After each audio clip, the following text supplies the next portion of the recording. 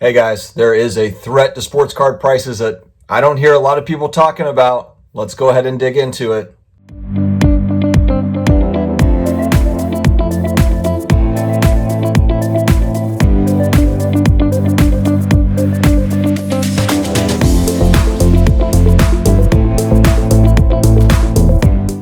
Hey, sports card collectors, investors, my collectibles friends. It is Friday morning. I just woke up, grabbed some coffee, came down, and we're ready to talk about some things. Actually, I was thinking about this last night.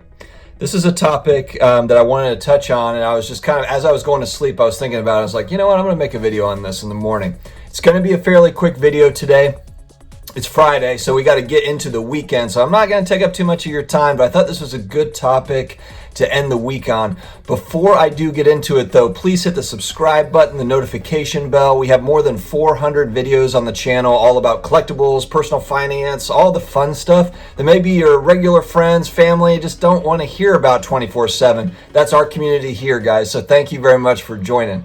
Okay guys, I can think of actually a few different potential threats to sports card pricing, but there's one in particular that I've been thinking about, and the reason why I've been thinking about it is because my strategy lately, I feel like it could really impact it, but it can also impact really all, I think, strategies. It is the big question mark as to how many of the cards that we are buying are sitting at PSA in the PSA backlog.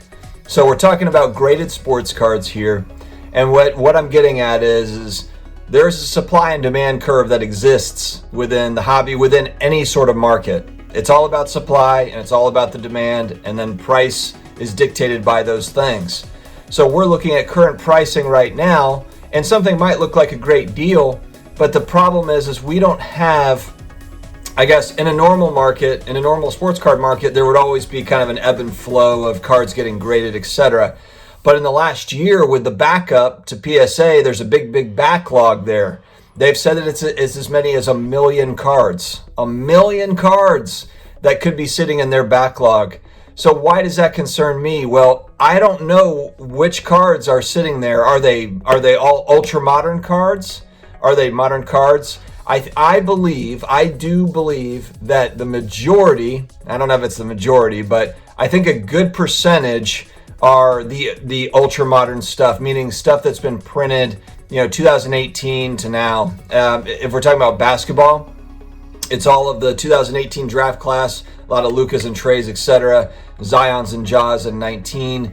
I think that that's going to be a lot of what's there, and also just other rookies in those classes. You do have also a lot of cards, a lot of the kind of those ZAG cards where people have gone out and they've bought, the Sports Illustrated for Kids type cards and stuff like that, where they're outside of the box, where there aren't a lot of graded cards, so those are off. I know soccer cards, there's probably quite a bit of soccer cards that have been going to grading because there just aren't many on the market. So I think people were trying to take advantage of the fact that there's just not a lot of options for people looking for graded soccer cards. So I think that's part of it. For me, I've been buying, no secret on my channel, I've been buying a lot of 80s basketball cards. One concern I have is a big part of the reason why I feel like they're great value is I look at the PSA Pop Report and they're low for a lot of these cards. And then when I compare that to pricing, it seems like value there. It seems like there could be some good values. But I've had viewership comments on these videos that I've made about my 80s basketball pickups.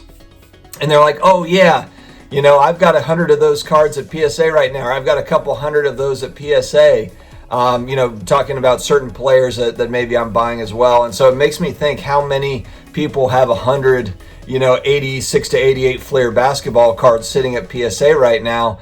And then that gets me thinking, how many of those are about to hit the market? How many are coming back over the next 12 months?